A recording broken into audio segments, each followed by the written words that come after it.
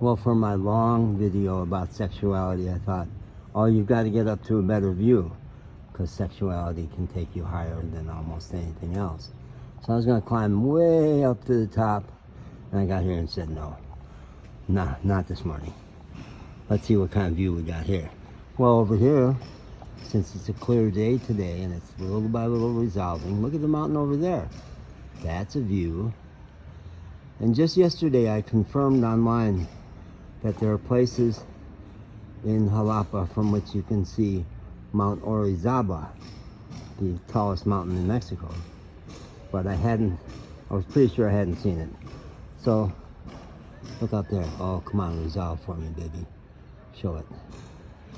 Maybe it won't. I'll have to show you a picture or something. My iPhone just won't resolve the glare. But it looks like there's snow on top of it. And it's mighty, it's amazing. Mount Orizaba. And an old fella, younger than me, coming up the stairs, I said, Senor, ¿qué es esta montaña? He really hunkered down and took a minute to explain it to me.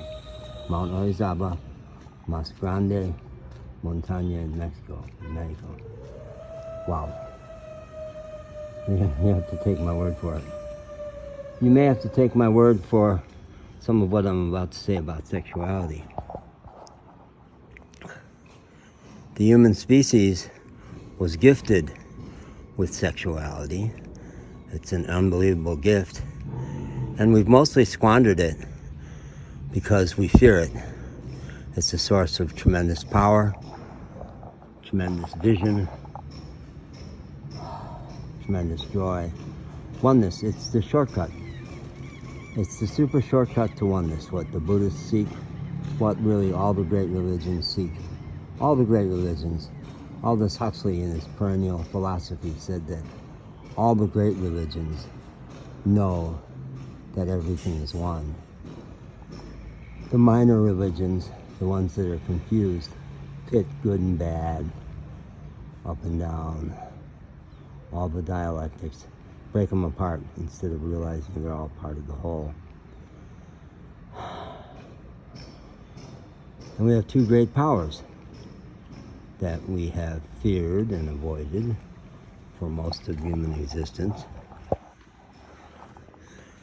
Sexuality and aggression, power, rage, fixing things, making things right, saying no. We end up polite, especially in middle-class societies, which is so overdeveloped in the U.S.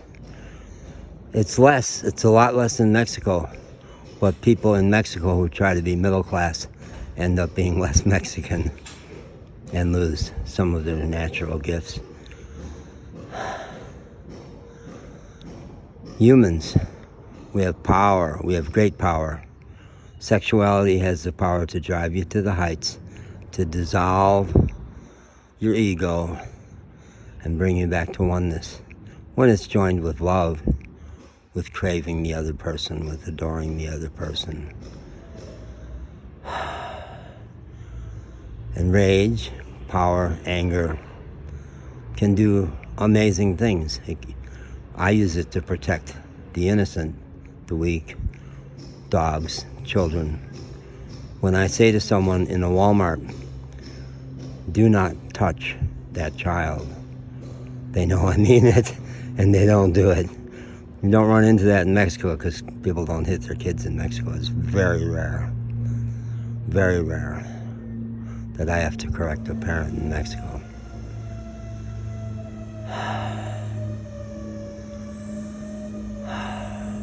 I protect all dogs also. Yeah. I said to a guy in a vet hospital, I don't trust your dog because you're mean to your dog, so he's going to be mean also. And the vet tech took me aside and said, that was in Louisville, Kentucky. It's really not appropriate to try to discipline the way another person parents their dog. And I said, you don't own that dog. People don't own their kids. People don't own their dogs. And some of us have been appointed to be guardians. We take the job on to be a guardian of the children, guardian of the dogs. From 40 yards away in Kentucky, in a big parking lot, I saw this guy ramping up to hit his dog. And from 40 yards away, I said, "You touch that dog, and you're going to answer to me." And he didn't. So if you're afraid of your own anger, you can't do stuff like that. I used to not be able to do stuff like that. Except it always would peak out. It always would peak out.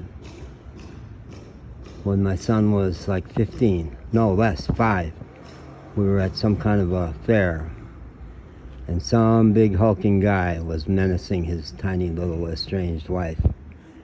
And with my son holding my hand, I inserted myself between them and said, "You leave her alone." And I did it with such authority that my son never got nervous. He never got afraid. He knew everything was under control.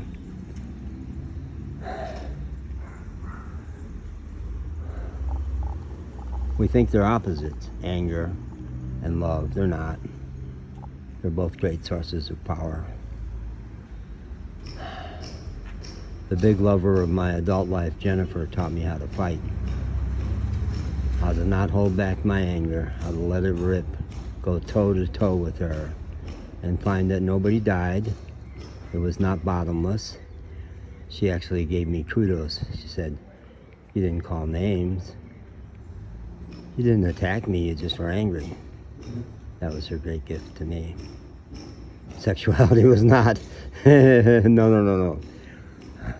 I was so wounded around sexuality as a child that it's a lifelong quest for me to get over my own shyness, even in that area. So, I have many stairs to climb still. I'm not going to climb these stairs this morning. No. But I'm going to climb some other ones.